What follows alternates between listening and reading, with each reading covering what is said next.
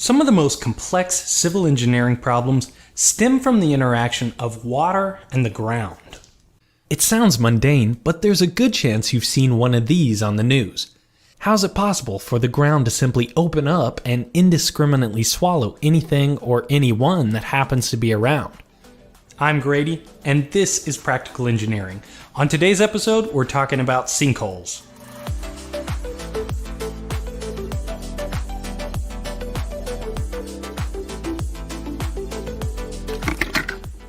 This video is sponsored in part by Blue Apron. More on that later.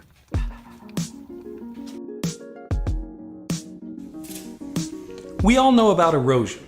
This is the process that takes soil and rock from the Earth's crust and moves it somewhere else.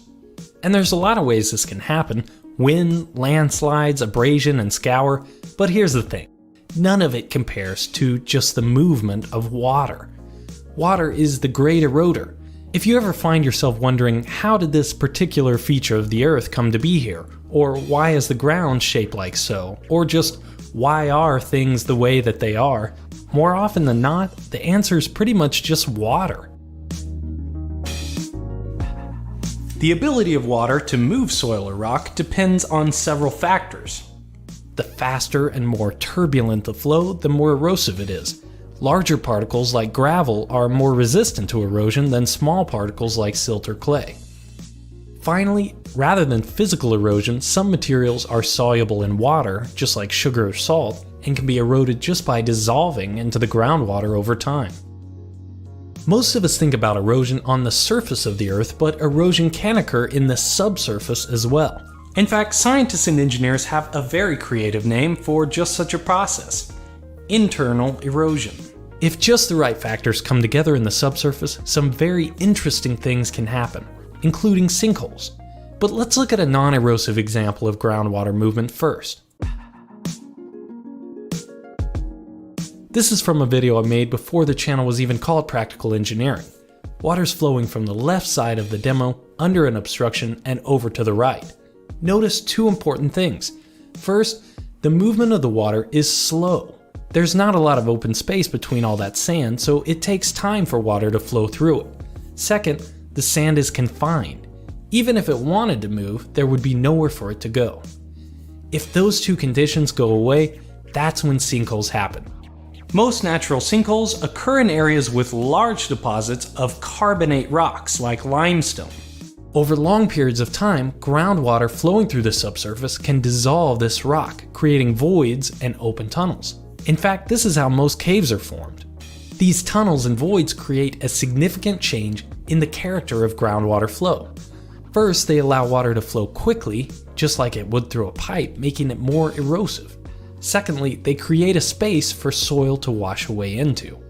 With those two conditions, any soil overlying a dissolution feature runs the risk of eroding away from the inside, eventually leading to a sinkhole.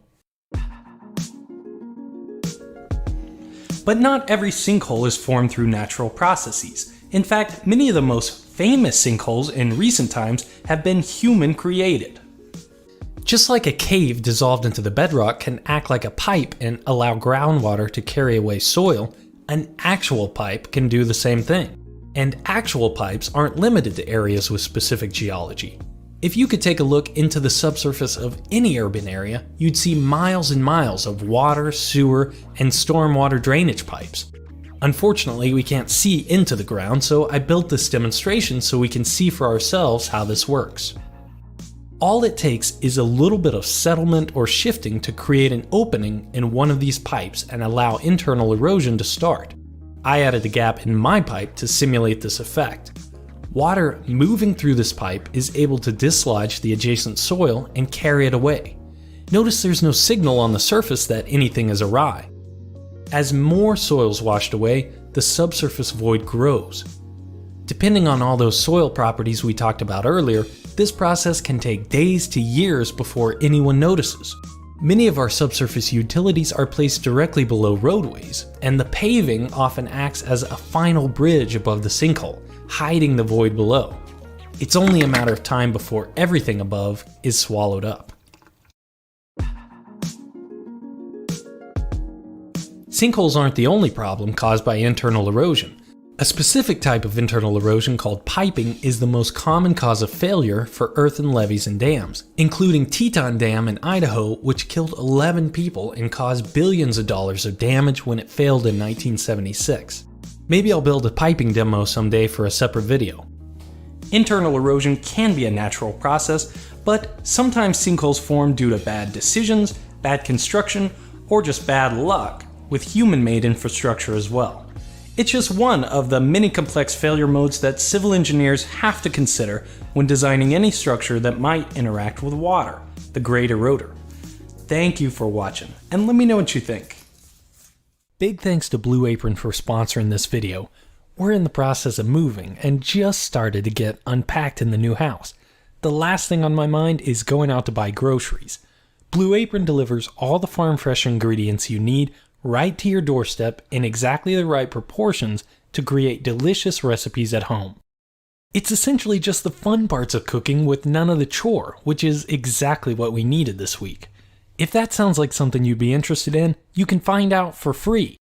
The first 100 people that click on the link in the description will get 3 Blue Apron meals with no commitment whatsoever. If you like it, you can sign up for a subscription, and if you don't, hey, you just got 3 free meals shipped right to your doorstep. Again, thank you for watching, and let me know what you think.